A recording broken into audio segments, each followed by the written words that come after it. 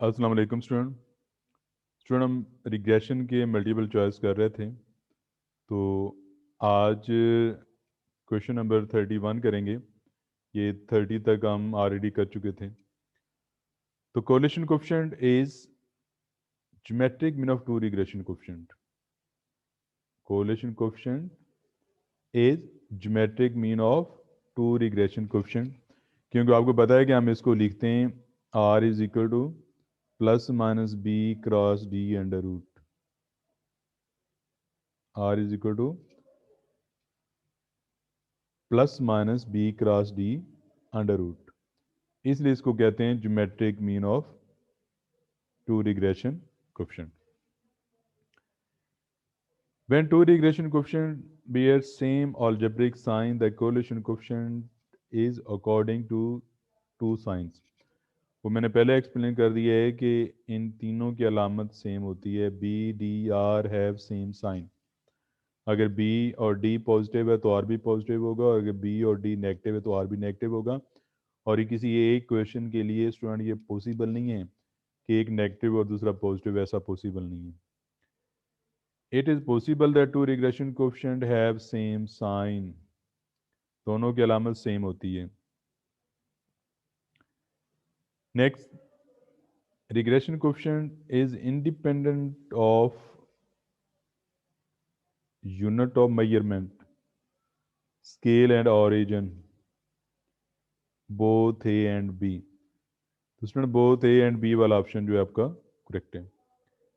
Integration y is equal to A plus B X summation y is equal to Y hat, ये इसकी property है कि regression line y on x में summation y is equal to Y hat observe value का total और estimated value का total आपस में बराबर होते हैं।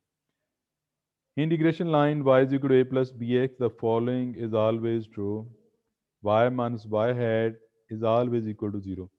यहाँ पे आपके सामने अगर ये बराबर हैं तो साफ ज़रा उनका डिफरेंस क्या होगा, ज़ीरो होगा। Purpose of simple regression analysis is predict one variable from the other variable। ये पहला ऑप्शन ही ठीक है, दूसरे आपने पढ़ लेने हैं।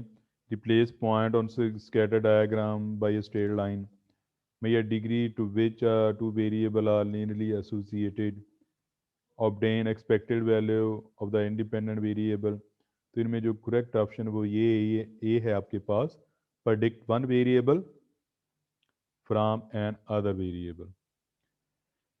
Sum of difference between actual value of y and its obtained value from fitted regression line is always equal to zero। तो स्टूडेंट वही चीज़ है जो यहाँ पे इस फॉर्म में लिखा हुआ है, इसका मतलब भी वही है कि y minus Y hat is equal to zero. जो वो यहाँ पे कह रहा है कि sum of difference between actual value of y and it value obtain from fitted regression line. जब आप लाइन फिट करते हो तो एक आपके पास एक्चुअल वैल्यू होती हैं, एक आप वाई हैड निकालते हो, तो दोनों का जो डिफरेंस है यहाँ पे y माइनस वाई हैड, वो ऑलवेज उसका टोटल जो है वो ज़ीरो होता है। If all the actual value and estimated value of y are same on the regression line, the sum of square error will be zero. वो कहता है कि estimated value observe value same है तो उसका सम ऑफ स्केयर जो है वो ज़ीरो होगा। यानी नेक्स्ट जब इनका डिफरेंस लेंगे वो डिफरेंस जीरो आएगा तो सम ऑफ स्केयर भी जीरो आ जाएगा। E is equal to y minus Y hat is called residual. ये जो E है इसको रेजिडुअल कहते हैं, रेजिडुअल, और ये वाई माइनस वाई हैड के बराबर होता है। A measure of a strength of linear relationship that exists between two variables called correlation coefficient।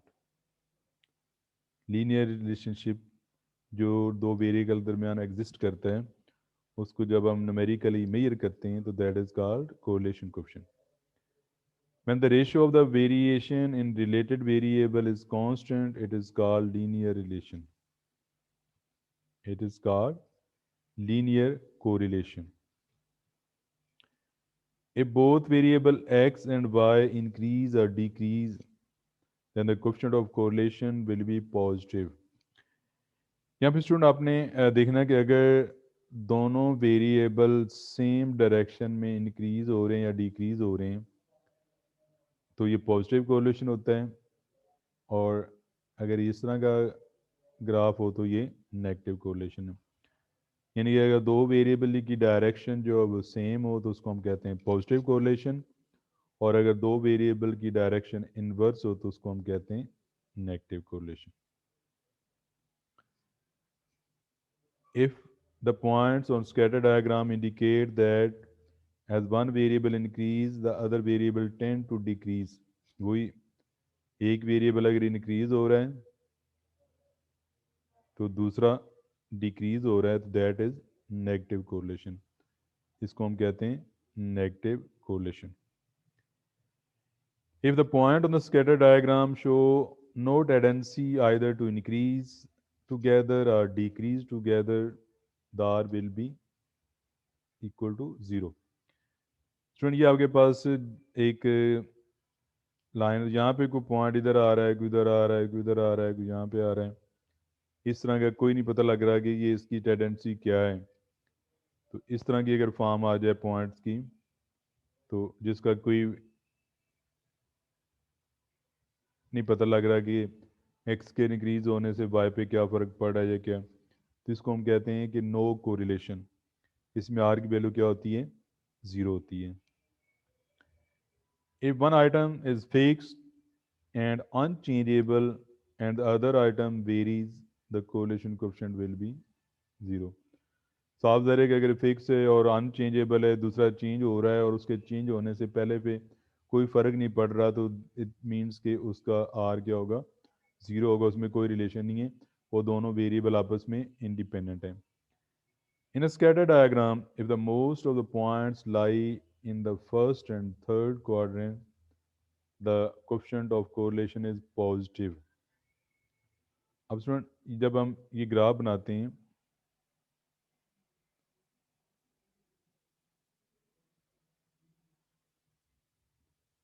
In square most point lie in the first and third quadrant, ये first quadrant होता है, ये second quadrant होता है, ये third होता है, ये फोर्थ होता है। तो ये लाइन इस तरह आ रही है आपके पास। अगर लाइन इस तरह आएगी तो हम ये क्या कहेंगे, ये पॉजिटिव, और जो नेगेटिव वाली वो इस तरह जाती है। Next, if the two series move in inverse direction and the variation in their values are always proportionate, it is called perfect negative correlation. Proportionate proportion के हिसाब से वो इंक्रीज हो रहा है, यानी एग्जैक्ट रिलेशन है। परफेक्ट इसको हम इस सेंस में भी कह सकते हैं कि इसमें आर की वैल्यू क्या होती है, इसमें स्टूडेंट आर की वैल्यू जो है वो एग्जैक्ट -1 होती है, परफेक्ट नेगेटिव कोरिलेशन। और अगर ये +1 के बराबर हो तो उसको हम कहते हैं परफेक्ट पॉजिटिव कोरिलेशन।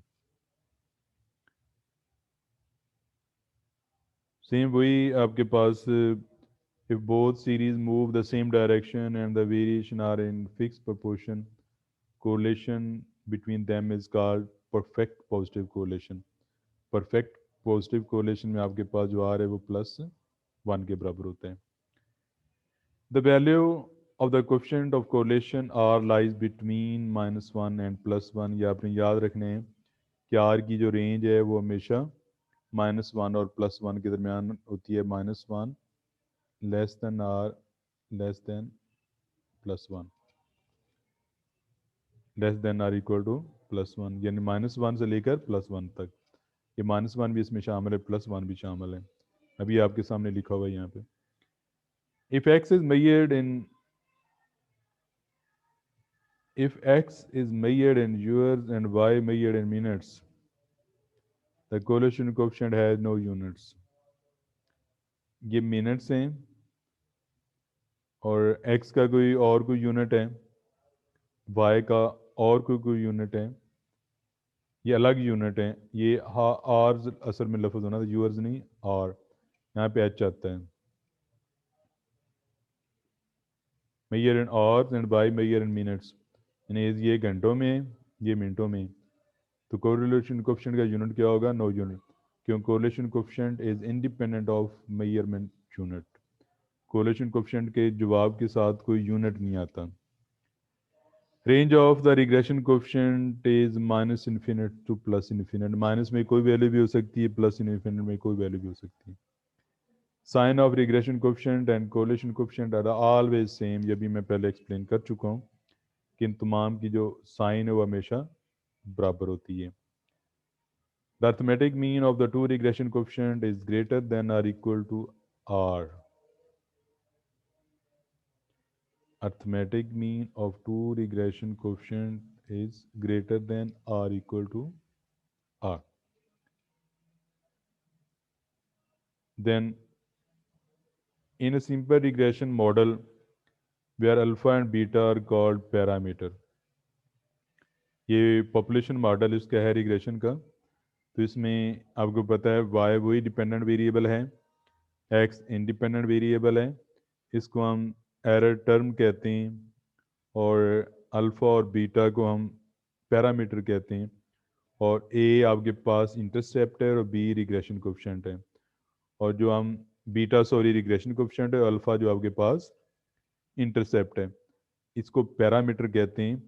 और इनको जो एस्टिमेटर होते हैं वो ए और बी होता है, ए और बी को हम एस्टिमेटर कहते हैं। जी स्टूडेंट, आज के लिए इतनी काफ़ी है। इंशाल्लाह नेक्स्ट हम 56 क्वेश्चन से स्टार्ट करेंगे। थैंक यू, अल्लाह हाफिज़।